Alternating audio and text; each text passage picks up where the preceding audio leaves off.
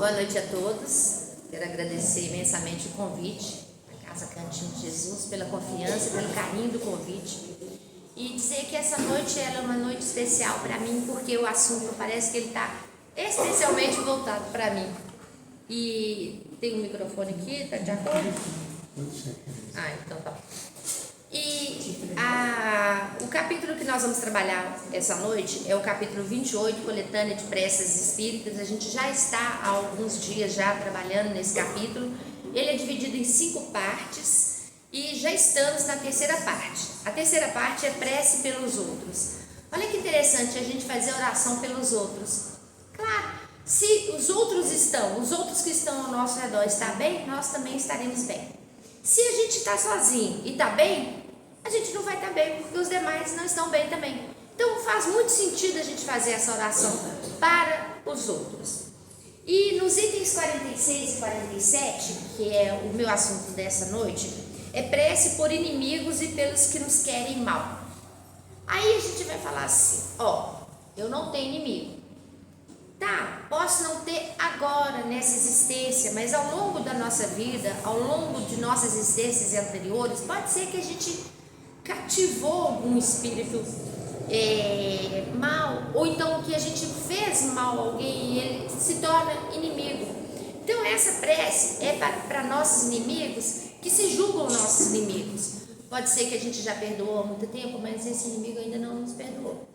E aqueles também que nos querem mal, pode acontecer da gente estar emanando energias positivas, a gente está bem com a gente mesmo, mas tem alguém que está prejudicando nossa evolução. Então, é para esses dois tipos de espírito que a gente vai fazer essa oração.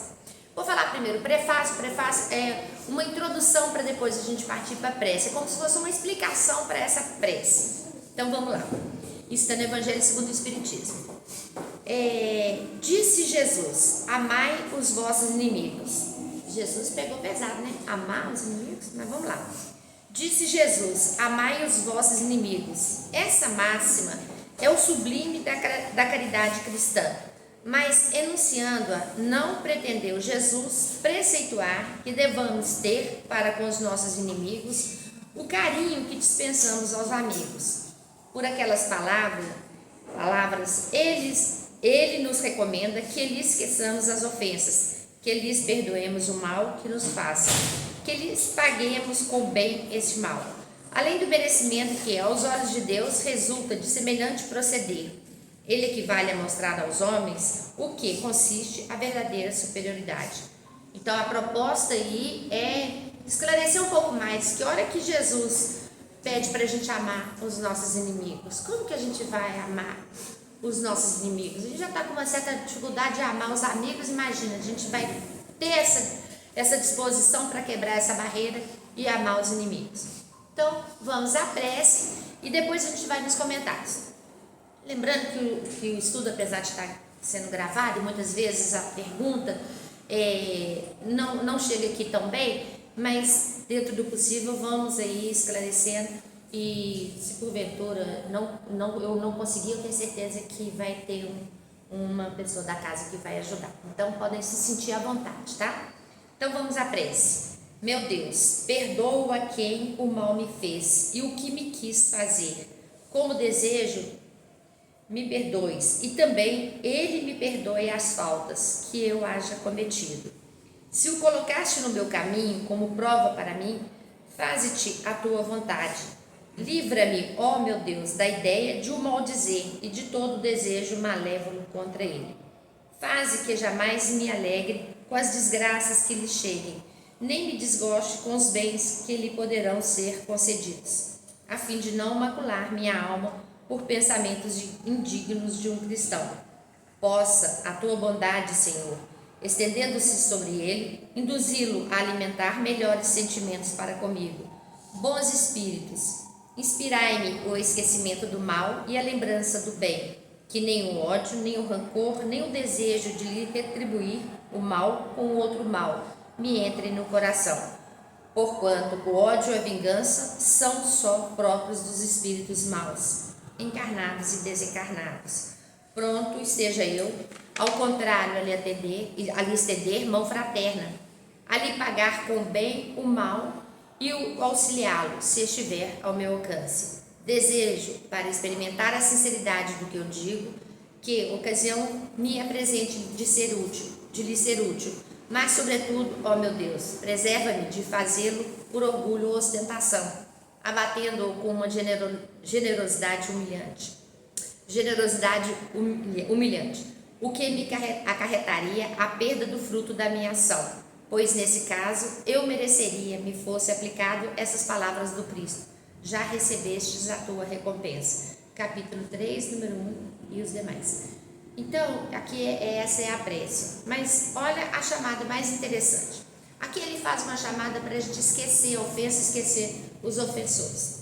A minha proposta, não é que eu estou contrariando a lei de Jesus não, tá, gente? A minha proposta é a gente não cair nessa amnésia, não é esquecer. A minha proposta é a gente compreender aquele ofensor, compreender aquela ofensa. Aí sim a gente vai conseguir perdoar mais fácil. Se a gente for pensar que, eu vou esquecer, vai passar e eu vou esquecer, a gente não consegue esquecer nem o bem e nem o mal. Então, a proposta fica muito no sentido da gente pensar com um gosto do bem, pensar no sentido de apaziguar o coração para aquela ofensa que nos foi aplicada. E isso aí é uma proposta difícil. Então, quando ele pede para amar os inimigos, é mais nesse sentido de entender, de perceber por que aquilo aconteceu, o que eu fiz, onde eu estava, que aquilo foi levado a um estado de ofensa. Muitas vezes a gente não percebe, mas a gente está ofendendo. Então, é para a gente ficar um pouco mais sábio, mais observador, mais vigilante, para que essas coisas não aconteçam. E se acontecer, a gente volta nessa prece e pede perdão. Também porque se a gente não perdoar, está aqui bem clara a nossa sentença: você já recebeste a tua recompensa. Então assim, não fique pensando que depois eu vou conseguir ganhar meus louros da fórmula. Não vai não, sabe por quê? Porque a gente já teria colhido, já que eu não quero muita coisa, então a gente já teria aí essa recompensa. Na questão 887 do Livro dos Espíritos, tem no capítulo 11 da Lei de Justiça, de Amor e Caridade, faz uma chamada para uma questão bem interessante, que é caridade e amor ao próximo. Na questão 887, Jesus também disse: amai mesmo os vossos inimigos. Ora, o amor aos inimigos não será contrário às nossas tendências naturais, e a inimizade não provirá de uma falta de simpatia entre os espíritos. Então ele está falando: como que eu vou amar os nossos inimigos igualmente como eu amo os amigos? Não dá, né, gente? Não, aqui mesmo ele já está falando, não é bem assim, mas amar no sentido de respeitar, no sentido de pelo menos aceitar que aquilo foi um ato falho, possivelmente das duas partes, e que precisa ser corrigido. Senão a gente sai dessa existência e a gente chega na outra e a gente vai carregando o ódio.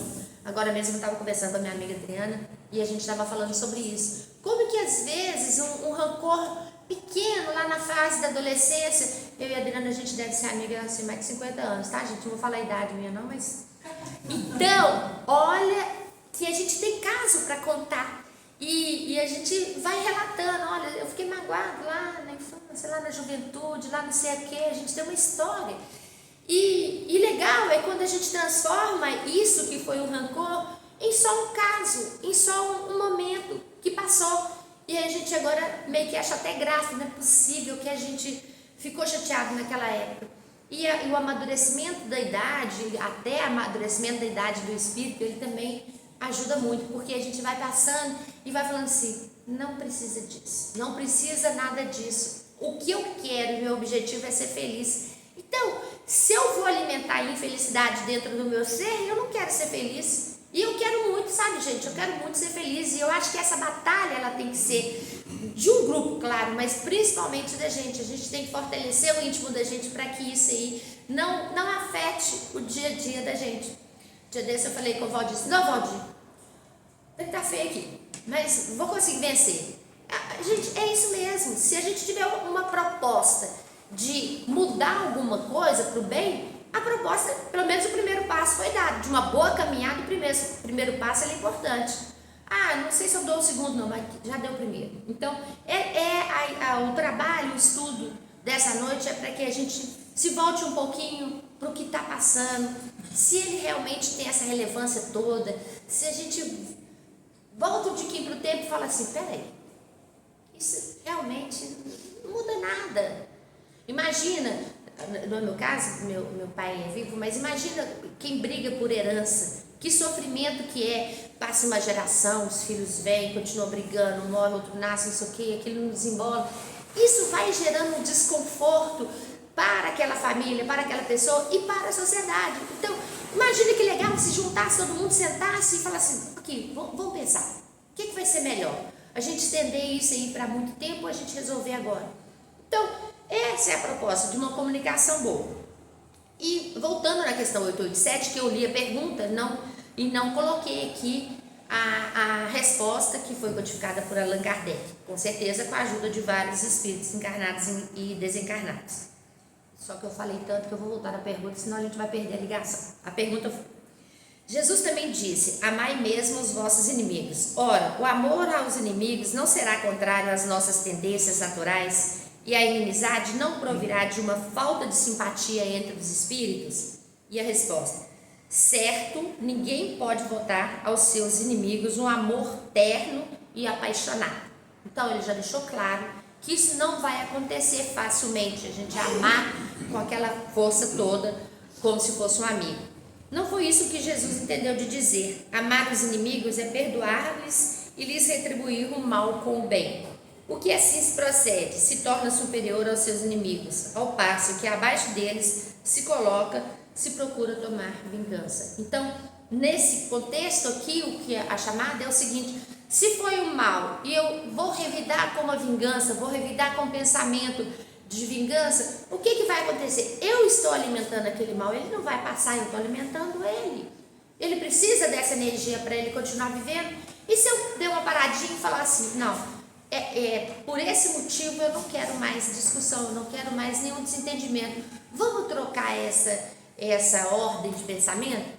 Então, imagina que uma pessoa no serviço não te agradou, de alguma forma vocês não se entendem, mas ele recebe uma promoção. Imagina que legal mandar uma mensagem para ele: olha, te parabenizo pela sua promoção, mais merecida, você realmente mereceu essa promoção. Pronto, finito.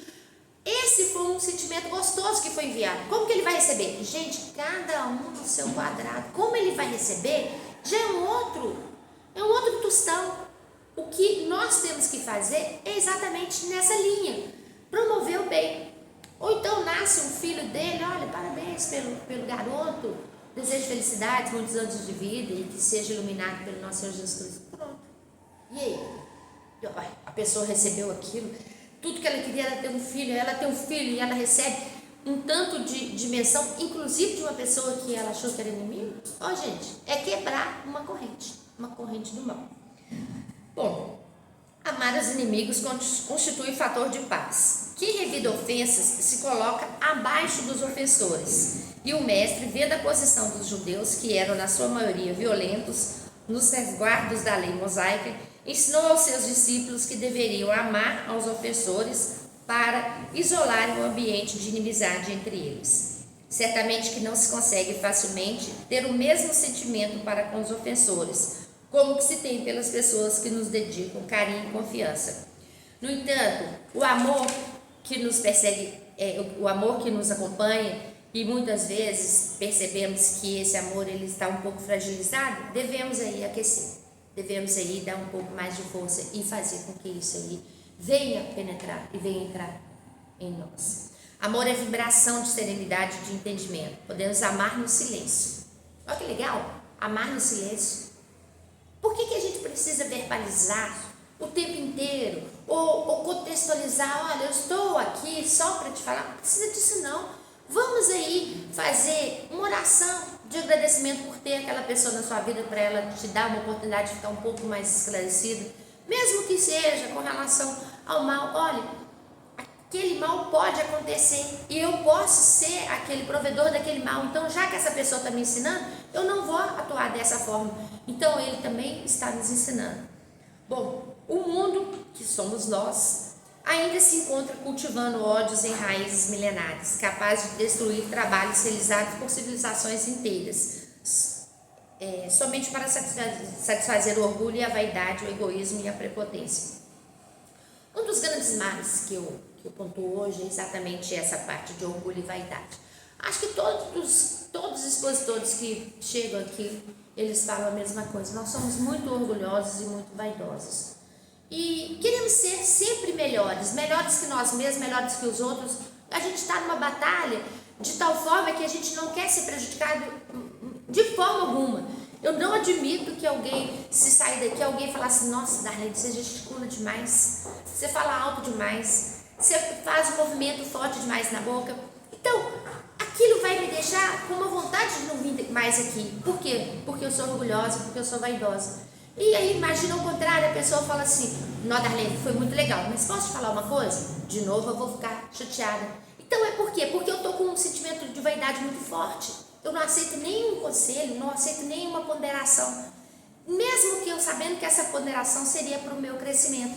Então é para a gente cortar um pouquinho essa vaidade, cortar um pouquinho esse orgulho, trabalhar um pouquinho menos esse egoísmo e ver se a gente consegue caminhar mais. Às vezes, pontualmente, a pessoa, nossa, ela fez tão pouco e mesmo assim a gente está com tanto sofrimento. Vou contar um caso para vocês. É um caso pessoal que aconteceu comigo. Eu trabalhei e me aposentei em uma empresa do governo e a gente era responsável, eu e um amigo, ele não enxergava, ele era cego, nós dois representávamos um sistema aqui em Minas Gerais chamado Siscomex, Sistema de Comércio Exterior. E todos os problemas que aconteciam com esse sistema de comércio exterior em Minas Gerais, era de responsabilidade de nós. E um dia chegou o meu chefe, bravo demais, e ele falou um tanto de coisa, e ele olhava com uma ira, e tá bom, ele foi embora. Falou tudo que... Eu fiquei lá. Na hora que ele foi embora, eu virei pro meu amigo e falei assim: o Marcos, você viu o olhar de fúria, de ira? Eu falei: não, Darlene, não vi nada disso não. Eu falei: por quê? Ele falou assim: eu vi uma voz sofredora querendo resolver um problema que deveria ser resolvido em Brasília, e ele queria resolver aqui. Eu não vi esse olhar de fúria. Aí eu falei: gente, ele não enxerga, então ele não veria o olhar que eu vi, mas ele percebeu a voz que era alguém fazendo uma súplica para tentar resolver um problema. Não me esqueço desse dia. Quer dizer que era um problema pontual. Eu só olhei para a cara do chefe que ele estava bravo demais, que aquele problema deveria ser resolvido, mas não era da nossa alçada. Nós éramos representantes em Minas Gerais. Aquilo era uma questão quase que de presidência da República e a gente não tinha o que fazer. E eu lá, olhando os olhos daquela chefia, nossa. Então, muitas vezes é isso, é pontual. Você olha para sua vizinha e fala assim: nossa senhora, como é que ela me olhou? Outra hora para um chefe, né? Nossa, para que isso? Porque, na verdade, eu estou olhando para ele. Se eu não olhar para ele, eu não vou ver isso. E se eu olhar diferente para ele, eu vou perceber uma certa angústia, uma certa amargura, uma certa vontade de resolver. Tá vendo como que a gente pode mudar o olhar? Pode mudar as questões? A gente está fechado no próprio mundinho. É importante abrir, é importante enxergar de uma forma diferente. Então vamos continuar. Se o Cristo em nós é motivo de glória, no dizer de Paulo, vamos despertar essa luz no coração, para que ela clareie a consciência. Se continuarmos a negar o Divino Mestre, nos acontecerá, como ele mesmo disse, anotado por João no capítulo 7, versículo 34, havereis de procurar-me e não me achareis. Também onde estou, vós não podereis ir. Então, se a gente ficar negando os ensinamentos de Jesus, ficar fazendo de conta que ele falou isso só há 2000 anos atrás para alguém lá, e não pensarmos que está bastante atual o ensinamento dele, a gente não vai conseguir achar essa paz que a gente está procurando. E é muito triste isso, porque é muito interessante nas falas de Jesus, quando ele falou lá. Aí eu fico na dúvida: será que quem escreveu tudo que ele falou? Ou o contrário, será que aumentou? Enquanto um conto aumenta o conto, será que coloriram um pouquinho na história? Sabe o que eu fico pensando? Que não contaram tudo não. E quanto mais a gente passa na vida, mais participa de estudos e vai lendo, a gente vai percebendo: olha, Jesus queria falar isso. E ele ficou esperando o meu momento para me dar esse discernimento para entender o que ele estava querendo falar. E essa hora, ela é muito interessante, que a gente não percebe, mas dá um estalinho assim, entendi, agora eu entendi. Só que ele falou 2.000 anos. E pode ser que naquele momento a gente não estava preparado para entender. Por quê? Porque nós não tínhamos essa apuração de espírito, a gente não estava evoluído, a gente não queria, a gente queria a ferro e fogo fazer com que as ideias lá do Velho Testamento valessem. Então, essa chamada, ela é muito interessante, porque se a gente não procurar as palavras do Mestre Jesus, se a gente não entender e não quiser entender, depois a gente não vai nem saber onde ele está e nem onde estaremos. Bom, um outro momento que eu queria contar para vocês, uma outra história, cheia das histórias, né? Então, peraí, vou contar para vocês uma história fazendo um desenho.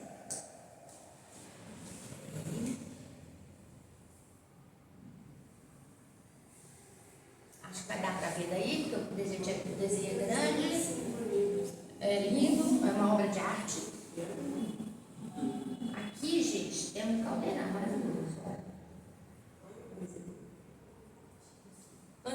É fantástico. Então, eu vou contar uma história para vocês do urso e o caldeirão. Todo mundo já deve ter ouvido essa história, mas faz de conta que não ouviu para poder ser a primeira vez. Tinha um grupo de rapazes que estava fazendo um estudo de terreno em uma colina. E para fazer esse estudo, para adiantar, eles colocaram o alimento deles para cozinhar e foram fazer esse levantamento de campo. Nisso chegou um urso que estava morrendo de fome, estava com muita fome. E pelo cheirinho ele falou, olha, vou lá. Está muito chamativo, estou com fome. E partiu para o caldeirão. E na hora que ele virou o caldeirão estava quente e foi para cima dele. E ele travou uma luta com aquele caldeirão. Quanto mais ele esperneava, mais o caldeirão queimava ele não desagarrava do caldeirão e o caldeirão queimando. E aquela luta rolou por muito tempo. Por fim, o urso saiu e falou assim, também nem eu comi a sopa, nem ele ficou com a sopa e foi embora. Ele não percebeu que o urso nem estava aí para o problema. O urso não percebeu que o caldeirão não estava nem aí para o problema. O caldeirão só estava ali. Aquecia-se, punha uma lenha e esfriava-se, não tinha um calor. Só que essa historinha do urso que trava essa briga é às vezes nossa. A gente trava uma briga com uma pessoa que ela nem sabe que nós estamos brigando com ela. A gente trava um desconforto e a pessoa gente, está nem outra vibe, não é aquela história. E a gente continua lá, forte, brigando com o caldeirão, brigando. Então, vale, hoje ela fala que gosta muito de desenho, então, esse é para citar, a gente está puxado desse jeito. Então, para a gente entender que muitas vezes nós devemos parar de brigar com o caldeirão que não tem vontade de brigar com a gente. Ele só está ali porque colocaram ele ali. E aí, o que nós temos que entender? Olha, eu sou um urso, estou com fome, mas vou ficar aqui quietinho esperando esfriar e depois eu vou lá para poder ver se a gente negocia esse assunto. Porque se a gente ficar imaginando que todo mundo sabe o que eu estou pensando, não, isso não é verdade, gente. Nós vamos alimentando, a gente vai imaginando, provocando situações. Olha, se você falar isso, eu vou falar aquilo, porque eu vou fazer daquele outro jeito. A pessoa não é isso que ela está pensando, é outra coisa. Se sentar, a proposta mais difícil do mundo, que eu acho que é o que eu estou fazendo aqui agora, sentar para tentar resolver uma desavença. E esse sentar, às vezes, a gente nem consegue levar a pessoa para esse momento de conversa, que a pessoa não quer. O que a gente pode fazer? Pode fazer aí uma oração, até pedindo até o nosso anjo da guarda para dar uma luzinha, olha. Vê lá, se consegue chegar essas minhas falas para aquela pessoa que está aí. De verdade, ele está fazendo um papel de urso querendo brigar comigo, eu não quero brigar com ele. Tá? Por que essa história, eu acho que ela é interessante? Porque a gente fica imaginando, né, o urso rolando com o caldeirão, apertado com aquele caldeirão, e ele não dá conta de se soltar daquilo. E aí, como é que vai resolver aquilo? Não sabe que hora? Quando um for apartar. Quando um olhar para o caldeirão e falar assim, ó, nem eu nem você, fui. Por que não podia ser assim? Olha, Vamos tentar combinar diferente. Esse assunto ele pode ser diferente. Bom, podemos ter problemas reais e não ilusórios. Muitas vezes nossos problemas são reais mesmo, né, gente? Reais no sentido de incomodar vastamente. Incomodar a ponto de a gente não conseguir nem respirar porque aquilo ali está incomodando. Então vamos lá. Nesses casos extremos podemos nos afastar, nos distanciar. Então, ninguém está propondo aqui para você dar um abraço naquela pessoa, não. Mas exatamente o contrário, a gente está propondo afastar um pouquinho, dar uma respirada, fazer um momento de reflexão. Olha, se eu não posso estar exatamente do lado dele, mas deixa eu vibrar por ele, vibrar positivamente por ele. Essa pessoa pode ser no nosso próprio convívio conjugal, o nosso próprio convívio profissional.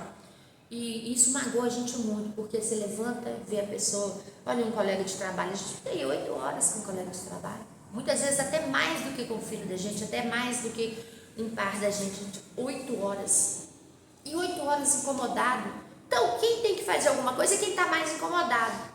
E uma das formas também que a gente tem é afastar um pouquinho. Para que ficar cutucando o tempo todo? Não precisa, a gente pode se sentir à vontade para poder se sentir um pouco mais liberto. Estamos vivendo em uma sociedade competitiva, abusiva, perversa, psicótica, neurótica, escravista. É uma visão. Eu podia também falar que nós estamos vivendo em uma sociedade de entendimento, de paz e de resolução no sentido do bem. Qual é a forma que eu estou percebendo o nosso mundo atual? Se a gente pensar que é psicótica no sentido de que está todo mundo com muita neurose, com muito problema, isso aí não funciona porque está tudo perdido, vai ser difícil. Qual a ação que eu vou empreender para poder resolver? Esses dias eu estou trocando meu plano de saúde e para esse plano que eu estou indo agora, tem uma cláusula lá que fala que se for internação por questões psiquiátricas, o plano não cobre. Olha que interessante. Interessante demais, né? Então não é doença, mas você não pode ter problemas psicológicos com relação às questões psicológicas que o plano não vai cobrir. Eu achei aquela cláusula assim, tanto é que eu estou aceitando. Não é porque eu estou pronta para poder ser internada por problemas psicóticos, não, mas eu não sei se aquilo ali é certo. Eu fiquei com muita dúvida. Eu não sou psicóloga e nem psiquiatra, mas eu penso que é um problema real. E principalmente nós estamos vivenciando muito, principalmente depois da pandemia, parece que a gente acordou com o problema. Tem sido um problema desgastante. Não vou saber agora quem colocou no nosso grupo hoje, pedindo oração para uma pessoa que estava com problema psicológico, de ansiedade. Ele não está com problema porque ele quer, ele está com problema porque é real. O sentimento dele é que ele está sendo, de alguma forma, passando por uma opressão. Então, nós não podemos fazer de conta que os problemas são todos ilusórios. Os problemas muitas vezes são reais, porque a gente está entendendo que ele é um problema. Vai ter uma hora que a gente pode traduzir esse problema como uma solução e a gente vai, então tá, quais são as oportunidades de solução? Em psicologia, estou falando que eu não sou psicóloga, mas em psicologia tem para cada problema pelo menos 5 soluções. Então, a gente pode fazer isso também. Meu problema é esse, olha, eu posso partir para essa solução, para essa, posso ir lá no cantinho, pedir um passe, posso pedir aí um atendimento fraterno nesse modo. Posso fazer um tanto de coisa nesse sentido. E também posso falar assim, olha, eu vou parar um pouquinho, vou dar só uma esperada para ver se apazigua um pouquinho meu coração para eu pensar na solução. Mas que ele tem solução, ele tem. Uma solução boa é uma solução em Jesus, né? Pedir aí, olha, Nosso Senhor, assim, me ajuda, me esclarece, me encaminha para ver se eu consigo me acalmar dentro desse problema e resolver. O que nós temos e precisamos de perceber é que problemas vão existir nessa existência e em todas as outras. Nós temos que perceber que é o seguinte, principalmente se a gente estiver muito apegado à questão material, os problemas vão ser de uma ordem muito maior. A partir do momento que a gente desapegar um pouquinho, talvez a gente não dê tanta importância. Aquilo não vai incomodar tanto. E é muito gostoso. Quando a gente fala assim, um bazar, tem o bazar lá no cantinho, de repente tem um agasalho, eu vou comprar aquele agasalho no bazar, roupa usada. e problema algum. Tá vendo como que é a questão da mudança de comportamento? Tem hora que a gente, nossa, eu só compro lá no shopping, eu só compro não sei aonde. Tá ótimo, você tem condição? Tá bacana. Mas necessariamente a gente não precisa de se apegar a essas questões tão fortemente assim. A gente consegue entender que muitas vezes a gente tem um outro jeito de perceber a vida e essas questões vão ficando ao longo do caminho com uma facilidade maior de entender. Vivemos um momento, gente, com muita ênfase no preconceito. O racismo, por exemplo. Estou vendo nos Estados Unidos, eles já, até estava estudando isso hoje, desde o século XVII, eles têm grandes problemas com a questão do racismo. Século XVII. Gente, isso é muito tempo. Por que não resolvem? Nós temos vários problemas também. Eu acho que o racismo no Brasil, nem pode falar racismo, mas o preconceito maior no Brasil é um preconceito social. Se a gente não incomoda, eu pelo menos não me incomodo com muito pouca coisa. Mas quando eu vejo uma pessoa pedinte na rua, eu fico assim, como que eu poderia ajudar? E aquele sentimento, ele vai me levando o fato que eu não sei como ajudar. E é um problema seguinte, eu levaria aquela pessoa, uma pessoa pedinte na rua, eu levaria para minha casa? Eu ajudaria ele no banho? Gente, hoje eu não levaria. É ruim, né? Tá gravando e eu falando. Mas porque é uma verdade, porque vivemos ainda uma questão social muito forte.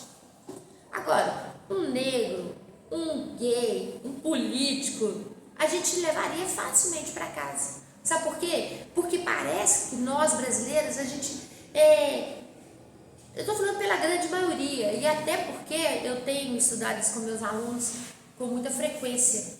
E o Brasil, ele até tenta algumas coisas no sentido de racismo, mas não cola muito não. Então nós já passamos um pouco dessa fase. Não está tão arraigado como está na África do Sul, como está nos Estados Unidos. A gente já passou, mas a gente ainda tem muitos problemas com as questões sociais. E a chamada aí é para a gente acordar um pouquinho para isso. Pensar o que pode ser feito. A Casa Cantinho de Jesus faz até muito, sabe, gente? Faz bacana. É um trabalho que todo mundo envolve e faz mesmo, se desdobra para ajudar. Eu acho muito legal. E acho que devem ter várias outras casas, inclusive de outras religiões, fazendo esse trabalho. Tem até um trabalho aí na Presidência da República para poder trazer um pouco mais, clarear um pouco mais esse trabalho social que é feito pelas igrejas, pelas doutrinas espíritas e por outros centros de estudos espirituais também, e nessa linha aí. O que é interessante é que a gente também nem sabe, nem percebe a força que a gente tem nos nossos trabalhos. E a chamada para hoje é principalmente no sentido do perdão, para perdoar quem nos ofende, para entender que muitas vezes não faz nós não fazemos especialmente porque somos maus, porque talvez a gente não esteja percebendo que estamos fazendo mal. E esses nossos ofensores muitas vezes nem sabem que também estão nos ofendendo. E quero fazer o fechamento desse trabalho de hoje, pedindo aí que a gente perceba que muitas vezes a gente só não enxergar o problema. Eu fiz até um desenho que é meio que assim, ó. Lá vai eu, cheio de desenho. Um olho. Eu tenho que falar, né, que é olho, senão ninguém vai ver. Tem gente que tá assim, ó. Tá cego. Não quer enxergar. Tem o olho, mas não quer enxergar. Acho que está na hora da gente começar a enxergar. Enxergar que a solução pode estar com a gente e não com os outros. Então, muito obrigada pela atenção, muito obrigada pela oportunidade. Sim, senhora. Sim, senhor.